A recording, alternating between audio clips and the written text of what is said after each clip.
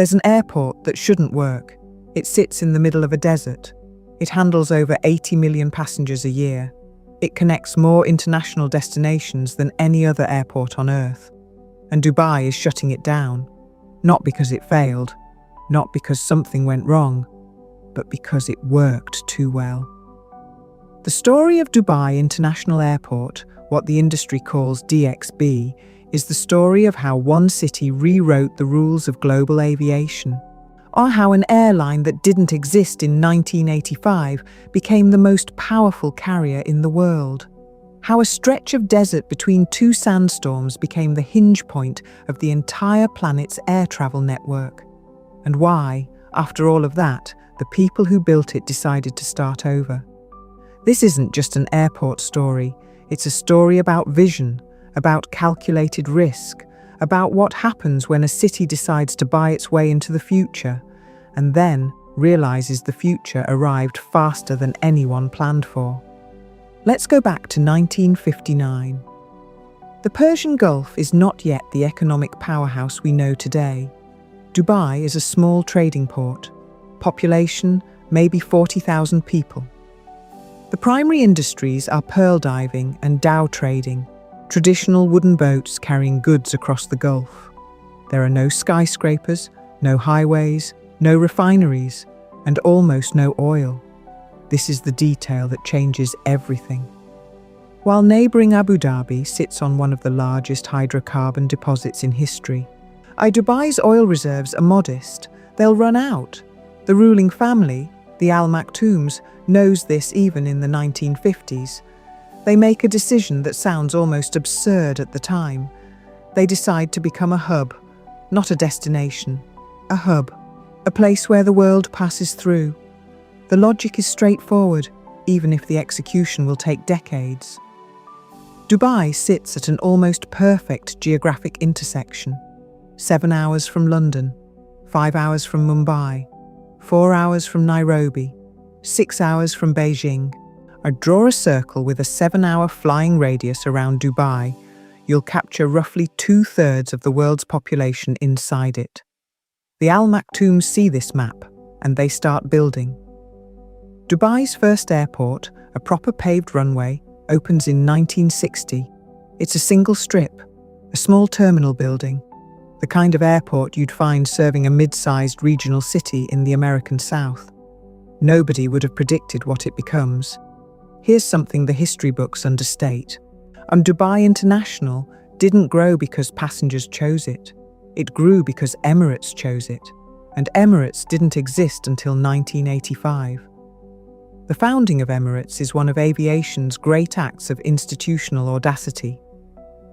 Sheikh Mohammed bin Rashid Al Maktoum, then Crown Prince, later ruler, seeds the airline with $10 million in startup capital, 2 aircraft, a small team including former British Caledonian executives recruited from London.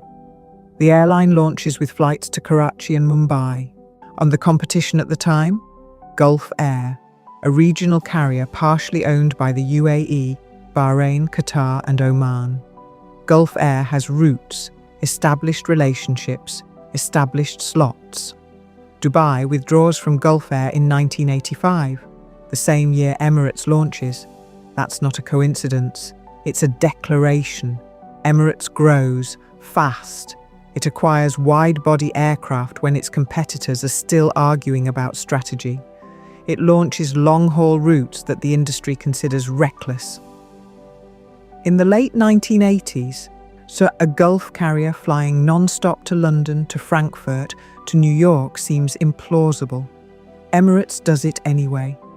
By the mid-1990s, DXB is handling passenger volumes that the original terminal was never designed for. A second terminal is built, then modified, then overwhelmed. A third terminal, Terminal 3, opens in 2008, built exclusively for Emirates. It is, at the time of opening, the largest building in the world by floor space, capable of handling 43 million passengers annually on its own. And the building that was supposed to solve the capacity problem for a generation is running near capacity within a decade. And this is where the story gets complicated. Here's what most coverage of Dubai's airport situation misses. DXB isn't closing because of age. It isn't closing because the infrastructure is failing. It isn't closing because passengers don't want to use it. DXB is closing because it cannot grow. And the reason it cannot grow has nothing to do with money or political will or technical capability. It has to do with geometry. Dubai International Airport is surrounded by the city that grew up around it. To the north, residential neighbourhoods. To the south, more residential development, commercial districts. The airport has two parallel runways, and because of the urban development encircling it, there is effectively no room for a third. Here's how a hub airport's capacity actually works. The runway system is the bottleneck. Everything else, terminals, gates, and taxiways, lounges, can be expanded, but if you can't add runway capacity, you hit a hard ceiling on aircraft movements per hour. A modern airport can achieve roughly 80 to 100 aircraft movements per hour in optimal conditions with two parallel runways. Dubai International is approaching that ceiling, and Emirates, the airline that was supposed to grow forever, has a fleet order book that requires it. As of recent years, Emirates has operated or ordered more Airbus A380s than any other carrier. The A380 was designed for high-density hub operations like Dubai. More passengers per movement, fewer movements needed for the same capacity. But even the A380 strategy has limits, so in 2014 Dubai announces what it calls the long-term solution. An airport so large it rewrites every assumption about what an airport can be.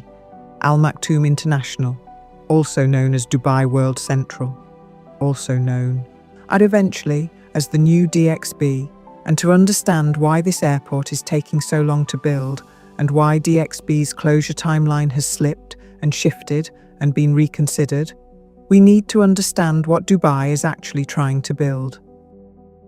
Al Maktoum International opened, sort of, in 2013.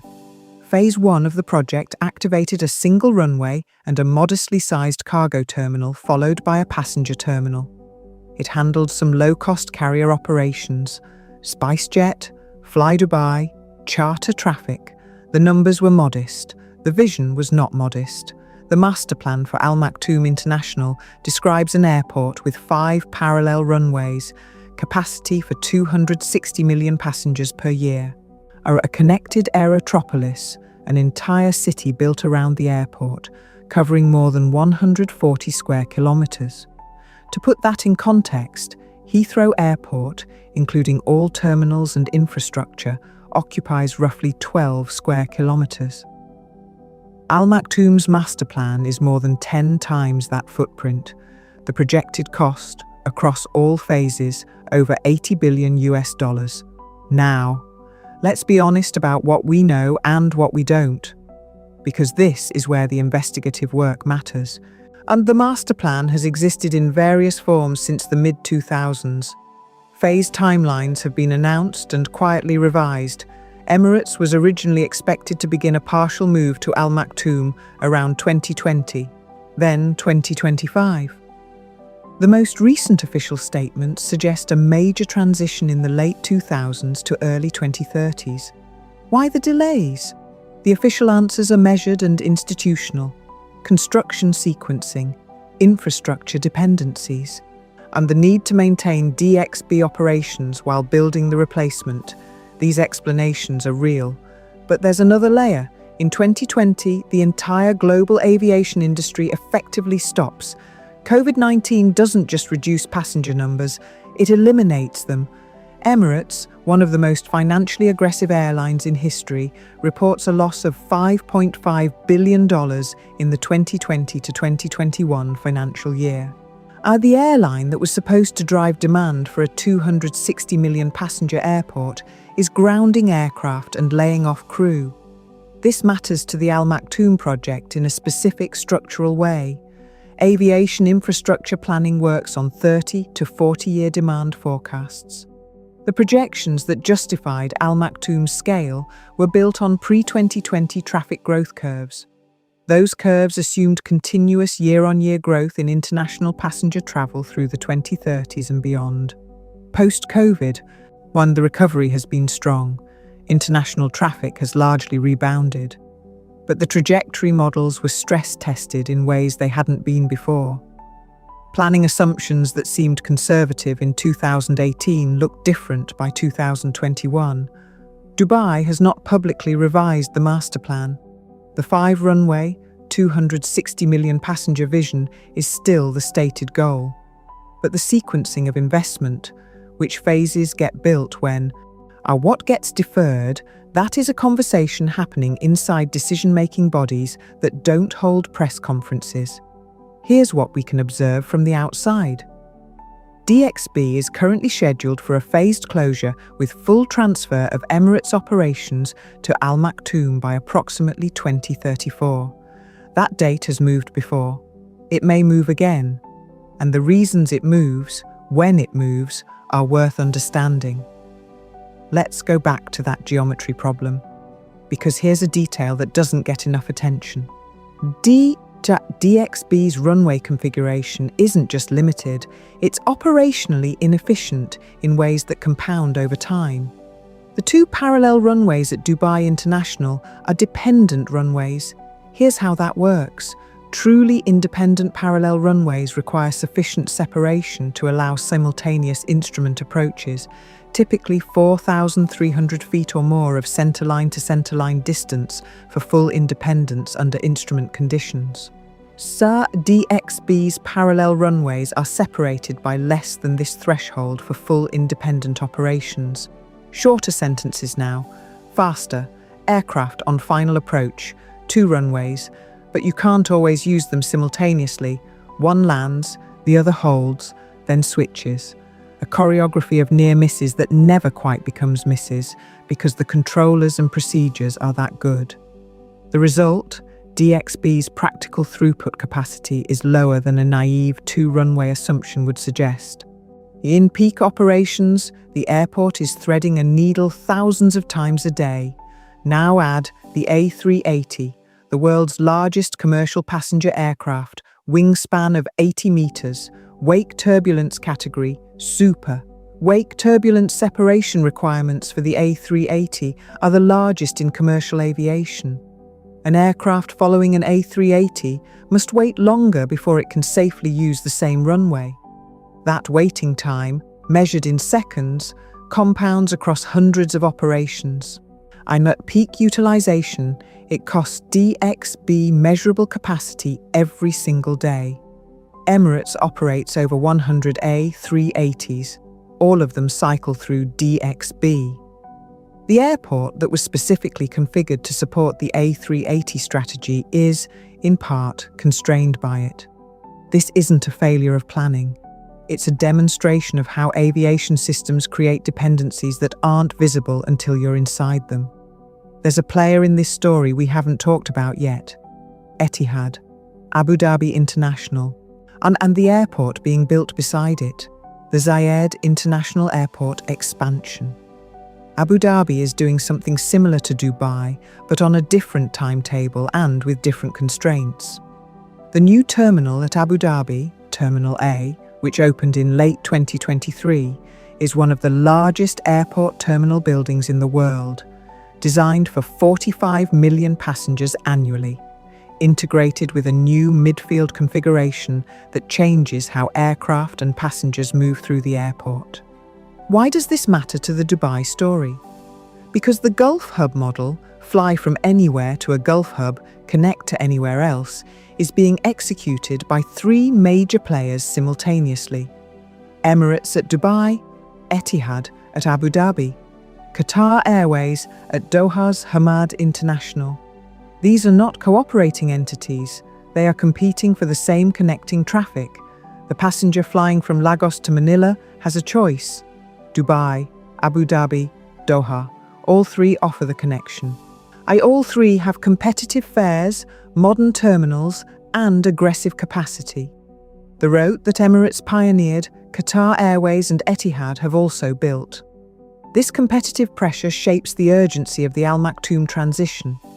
if DXB reaches capacity while the new airport isn't ready, or isn't ready enough, Emirates loses the ability to add capacity precisely when its competitors are adding theirs. The closure of DXB isn't just about replacing old infrastructure. It's about maintaining competitive position in a race that doesn't pause for construction timelines. Here's the part of the story that the capacity charts and master plans don't show. Moving an airline the size of Emirates from one airport to another is not a logistics problem. It's not even an engineering problem. It's a human systems problem of almost incomprehensible complexity. Consider what DXB represents in operational terms. Thousands of trained ground crew who know every gate, every taxiway designation, every quirk of the current infrastructure. Air traffic controllers with years of specific familiarity with DXB's approach procedures, its noise abatement protocols, its specific traffic patterns. Maintenance teams whose workflow is optimized for the terminal layouts that currently exist. These aren't people who transfer. Their knowledge doesn't automatically transfer. When Bangkok's Suvarnabhumi Airport replaced Don Mueang as the primary hub in 2006, and the transition was marked by significant operational disruption, baggage handling failures, ground crew unfamiliarity, air traffic sequencing problems in the new environment. Don Mueang was eventually reopened for domestic operations, partly because the transition to Suvarnabhumi had been more chaotic than planned.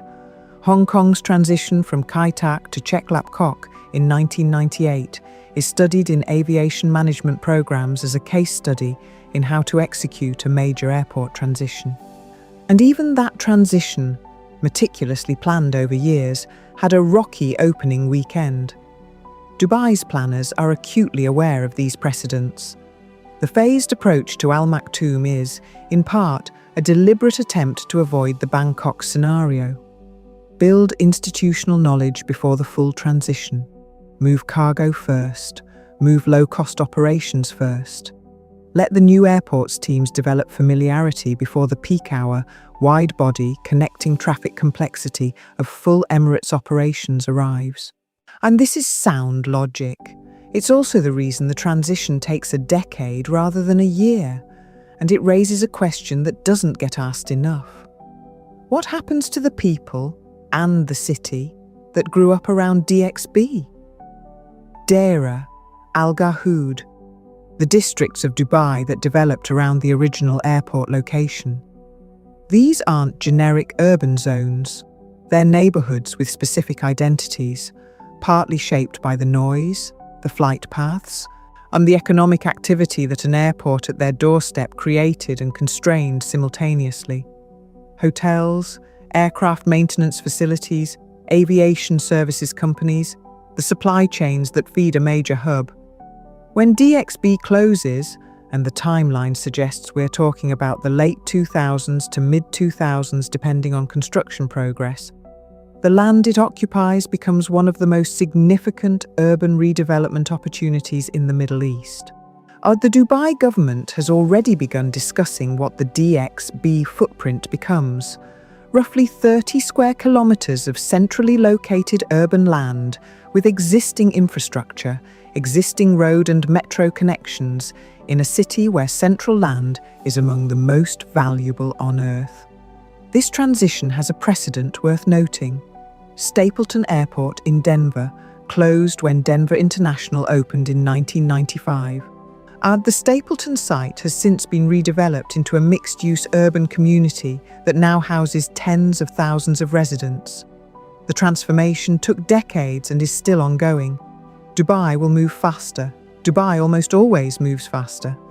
But the scale of the DXB redevelopment question is substantially larger than Stapleton. And the social geometry, who benefits, who gets displaced, which industries lose proximity to the airport they were built around, is a story that will unfold after the cameras have moved on to the new terminal ribbon cutting. Let's step back and look at this whole system from above. What Dubai created through DXB, through Emirates, through the hub strategy, is one of the most significant reconfigurations of global aviation geography in the industry's history. Before Dubai's rise, the primary long-haul connecting hubs were concentrated in Europe and North America. London Heathrow, Frankfurt, Amsterdam, Atlanta, Chicago O'Hare. If you were flying between the developing world and other parts of the developing world, Africa to Asia, South Asia to Latin America, Southeast Asia to the Middle East, your connection almost certainly routed through a Western hub. Dubai changed this, deliberately. Emirates built routes that served markets the legacy carriers considered marginal. Lagos, Lusaka, Colombo, Lahore, cities with large diaspora populations, strong trade connections, and historically underserved air links. The economics of the hub model meant that connecting these cities through Dubai was genuinely competitive with connecting through London or Frankfurt. In many cases, cheaper, in many cases, faster. The geopolitical implications are real, even if they're rarely discussed in aviation coverage. A passenger flying Nairobi to Bangkok no longer has to route through a European capital. The global air network became less Eurocentric, in part because of what Dubai built. Al Maktoum International is the bet that this strategy continues to work and grows. 5 runways, 260 million passengers. An aerotropolis that becomes its own economic zone. It's an extraordinary claim, and it deserves an honest assessment. The assumptions that have to hold for the Al Maktoum vision to deliver on its promise, several things need to be true simultaneously. So first, international air travel needs to continue growing at rates that make 260 million passengers at a single airport necessary. Today's busiest airports handle 60 to 90 million passengers annually. A 260 million passenger facility is not an incremental expansion. It's a different category of infrastructure, one that has never existed at this scale. Second, Emirates needs to maintain its competitive position against Etihad, Qatar Airways, and an expanding Turkish Airlines, and which is building its own hub strategy at Istanbul with a new airport already handling over 80 million passengers. Third, the financial model needs to continue working. Emirates has historically operated with lower costs than legacy European carriers, partly because of lower labour costs, partly because of its hub geography, partly because of state backing that has allowed the airline to absorb losses during downturns, like 2020, that would have bankrupted a commercially independent carrier. And the scrutiny around state subsidies for Gulf carriers is ongoing. European carriers have raised this at regulatory bodies. The counter-argument that European aviation is itself heavily supported through state bailouts, infrastructure subsidies, and slot protection at legacy airports is also legitimate. This is a genuinely contested area, and the outcome matters for whether the economics that made DXB work will still hold at Al Maktoum's scale. Fourth, and most fundamentally, the geography has to keep mattering. Dubai is well placed today because the aircraft flying in 2024 have ranges that make a Gulf connection optimal for many city pairs. Ultra-long-range aircraft, the Airbus A350-900 ULR, the Boeing 777X, can connect city pairs directly that previously required a stop. Every Dubai to New York non-stop that gets added to someone else's network is a potential connecting passenger who no longer flows through a Gulf hub. Emirates knows this. It is, itself, one of the operators of ultra-long-range aircraft. The response to point-to-point competition is to offer something the point-to-point route can't: lower fares enabled by the scale of hub connections. Whether that response is sufficient across all market segments is a question the industry is actively debating. When you look at the publicly available information on the DXB closure and Al Maktoum transition, here's what's clear. The physical case for the transition is sound. DXB is constrained, it cannot grow. Al Maktoum has land and runway potential that DXB doesn't. The decision to build the replacement airport wasn't impulsive. It was the logical conclusion of a capacity analysis that became visible by the early 2000s. The execution case is more complicated. The timeline has slipped. The full master plan remains aspirational in ways that the phased construction reality hasn't yet validated. And the COVID disruption added genuine uncertainty to demand projections that were already aggressive. And the competitive case carries real risk. The Gulf Hub model is sound, but not uniquely sound. Doha, Abu Dhabi, and Istanbul are all making versions of the same bet. The total market may support all of them. It may not. Here's the question that doesn't have an answer yet. Al Maktoum International, at full build-out, assumes Dubai remains the preferred Gulf hub for a majority of the world's connecting traffic. That preference was earned by Emirates over 4 decades of route building, fleet investment, and service quality. It was not inevitable. It was chosen.